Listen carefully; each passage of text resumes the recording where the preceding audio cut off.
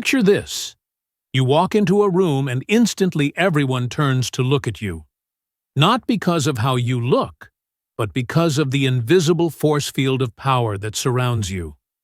People lean in when you speak. They hang on your every word. They compete for your attention and approval. What if I told you that this isn't some fantasy, but a learnable skill that a 16th century Italian philosopher cracked the code on over 500 years ago?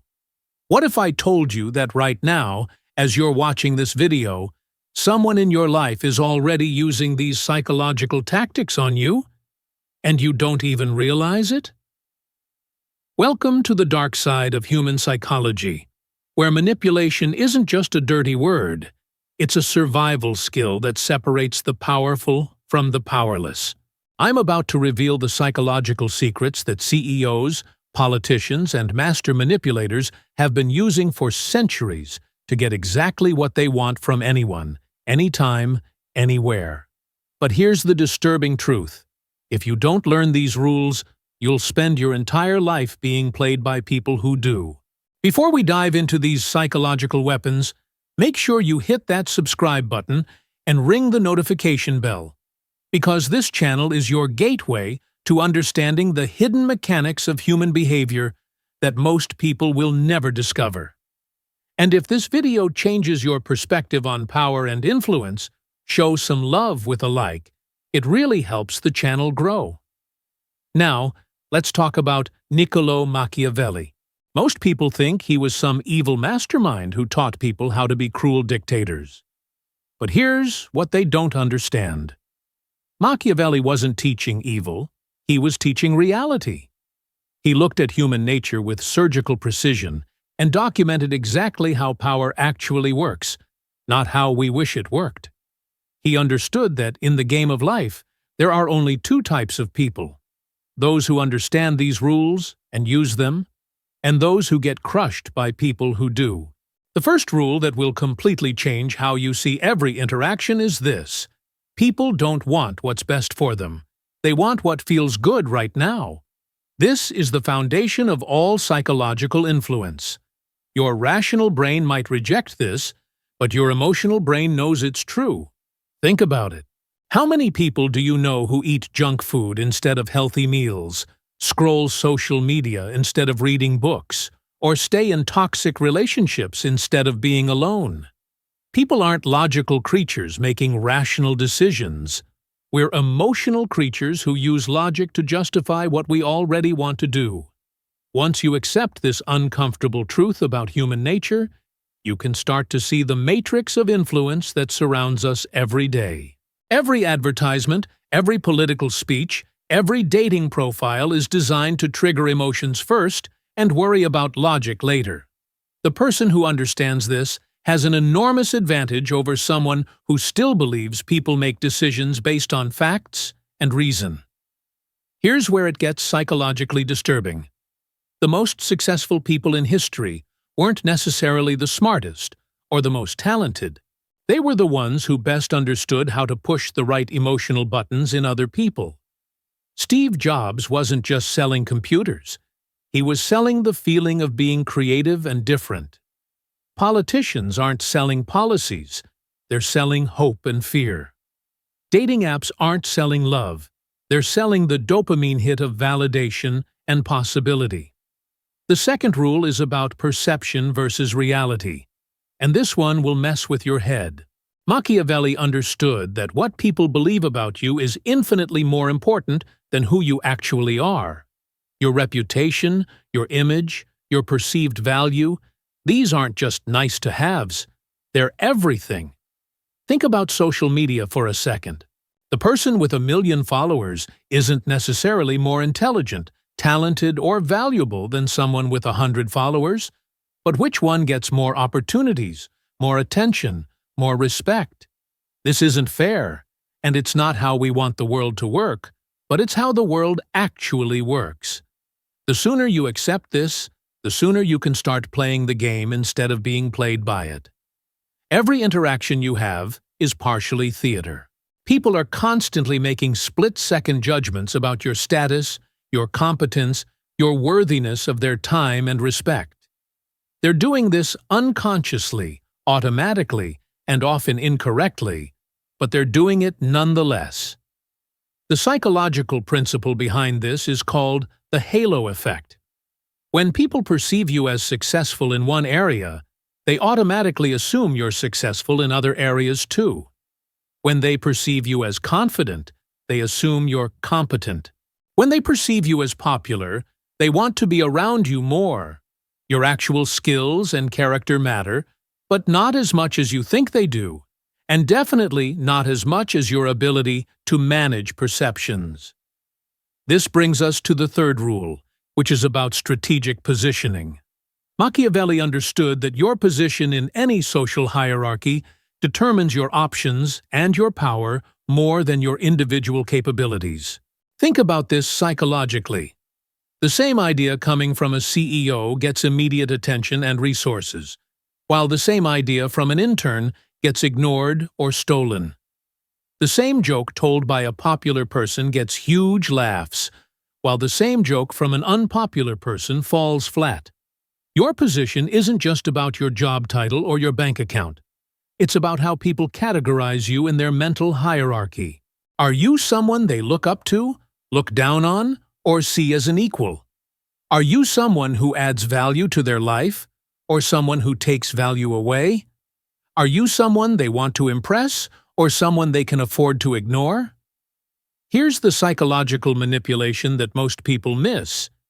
You can influence your position in people's mental hierarchies through your behavior, your associations, and your strategic choices. The person who always says yes to everything gets categorized as accommodating but low status. The person who's selectively available gets categorized as valuable and high status. The person who hangs around with successful people gets perceived as successful themselves. The person who hangs around with losers gets perceived as a loser. If you're finding these psychological insights useful, smash that like button to let me know. And don't forget to subscribe, because we're just getting started with the mind-bending techniques that separate the influencers from the influenced. The fourth rule is about emotional leverage, and this is where things get really interesting from a psychological standpoint. Machiavelli understood that people's strongest emotions make them the most predictable and controllable. Fear, desire, pride, insecurity. These aren't weaknesses to be ashamed of. They're psychological buttons that can be pushed by anyone who knows they exist. Every person you meet has emotional triggers that they're not even consciously aware of. The person who desperately wants to be seen as intelligent will do almost anything if you frame it as a smart person's choice. The person who's afraid of being left out will comply with group pressure even when they know it's wrong. The person who prides themselves on being helpful will exhaust themselves trying to solve other people's problems. This isn't about being manipulative in a malicious sense. It's about understanding the psychological reality of how influence actually works. Every successful salesperson, every effective leader, every charismatic person you've ever met understands these emotional triggers intuitively.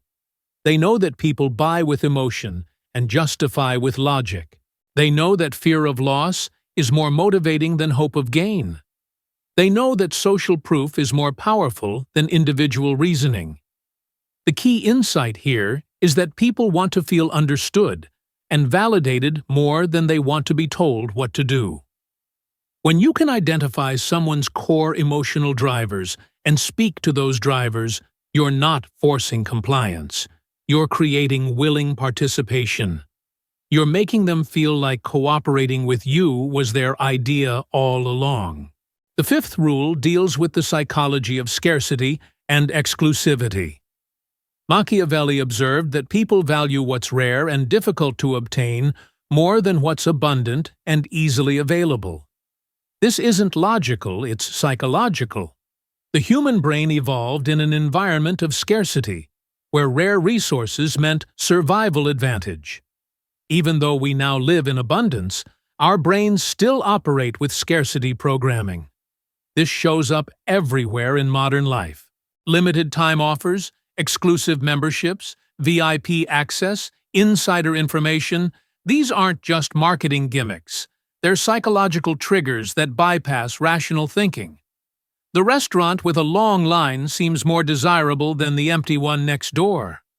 The person who's hard to reach seems more important than the person who's always available. The opportunity that might disappear tomorrow feels more valuable than the one that will be there forever. You can use this psychological principle ethically by genuinely creating value and then making that value selectively available. Don't be available to everyone all the time. Don't say yes to every request. Don't give away your best ideas for free. When you make your time, attention, and expertise scarce, people automatically perceive it as more valuable. The sixth rule is about strategic ambiguity, and this is one of the most psychologically sophisticated concepts Machiavelli identified. Sometimes being unclear about your intentions, your capabilities, or your next move gives you more power than being completely transparent. When people can't predict you, they have to pay attention to you. When they can't categorize you, they become curious about you. When they can't control you, they start to respect you. Most people think communication should always be crystal clear, but master influencers understand that strategic ambiguity creates psychological tension that works in your favor. The job candidate who doesn't seem desperate gets more offers. The romantic interest who maintains some mystery stays more attractive. The business owner who doesn't reveal all their strategies maintains competitive advantage. This doesn't mean being dishonest or playing games. It means understanding that information is power, and you don't have to give away all your power in the name of transparency. You can be honest without being completely open.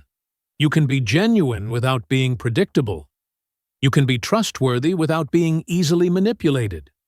Share this video with someone who needs to understand these psychological dynamics, because knowledge like this is too powerful to keep to yourself.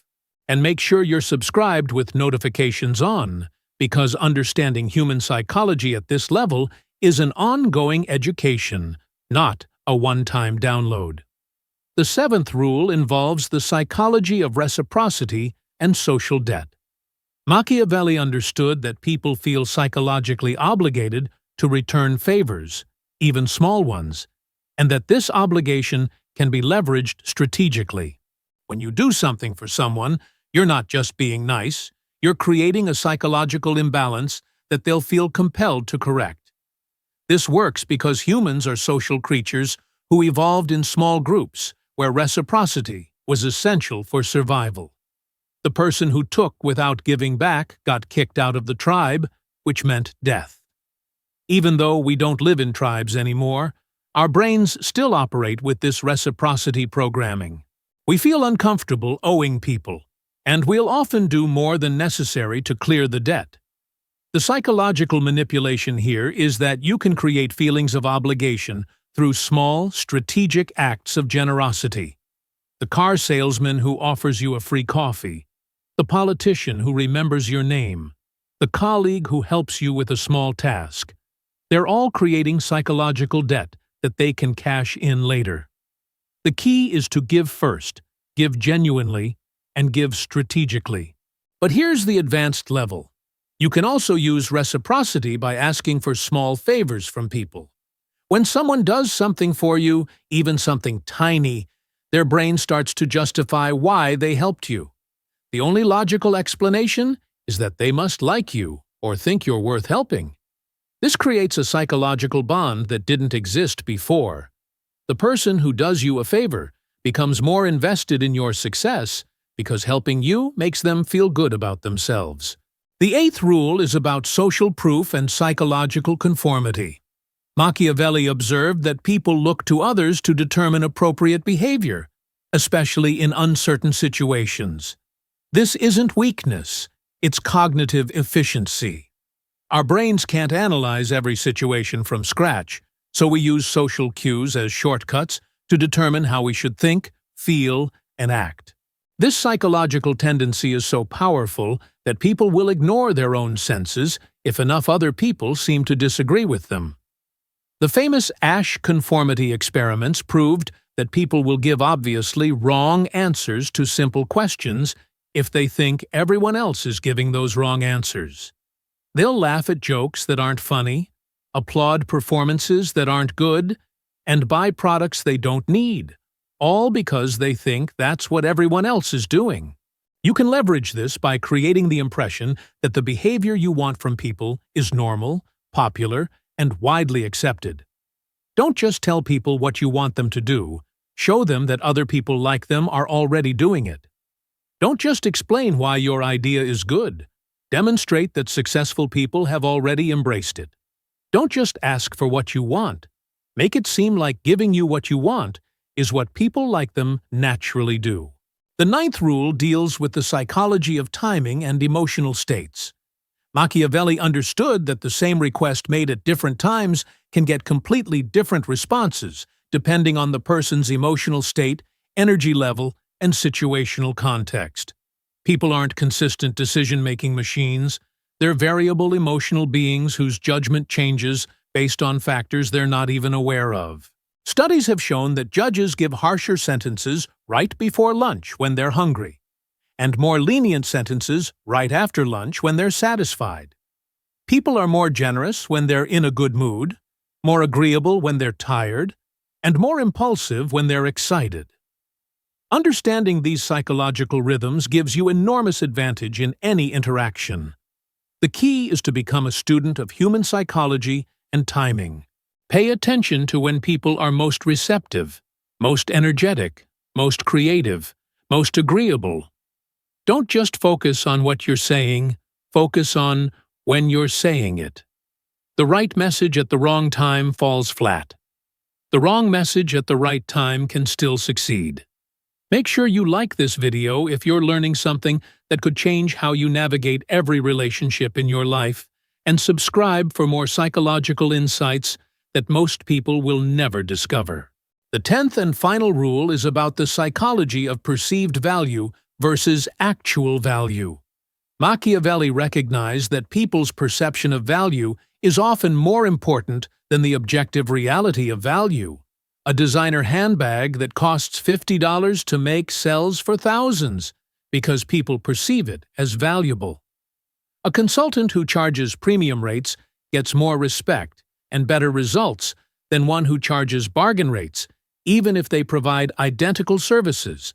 This psychological principle works because price and effort create expectation, and expectation influences experience. When people pay more for something, they expect it to be better, so they literally experience it as better. When people work harder to get something, they value it more highly. When people think something is exclusive or difficult to obtain, they want it more intensely. You can use this ethically by never undervaluing what you offer. Don't compete on price, compete on perceived value. Don't make things too easy for people. Make them earn what they get from you.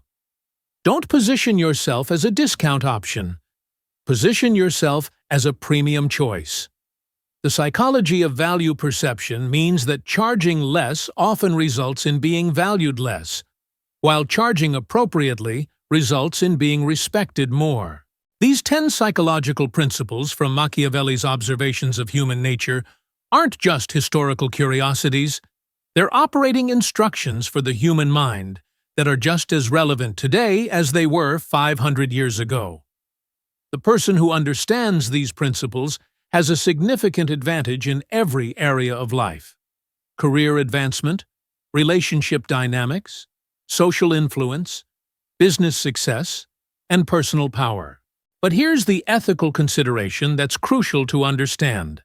These psychological insights can be used to help people or to exploit people. They can be used to create genuine value or to manipulate for selfish gain. They can be used to build people up or to tear people down. The principles themselves are morally neutral, but how you choose to use them defines who you are as a person.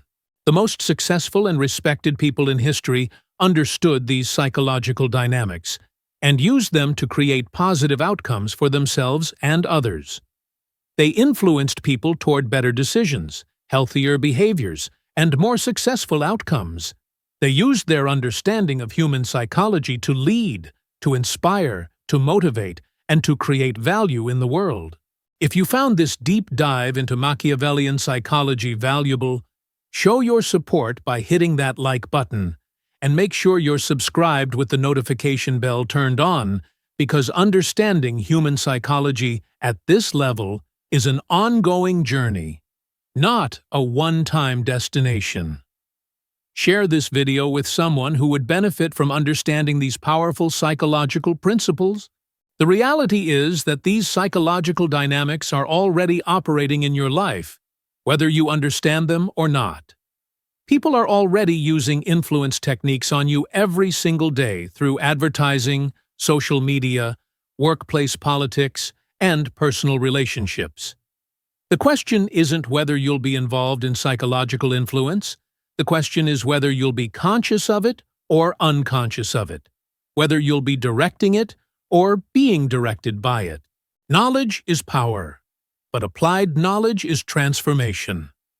Take these insights and use them responsibly to create better outcomes in your own life, while helping others create better outcomes in theirs.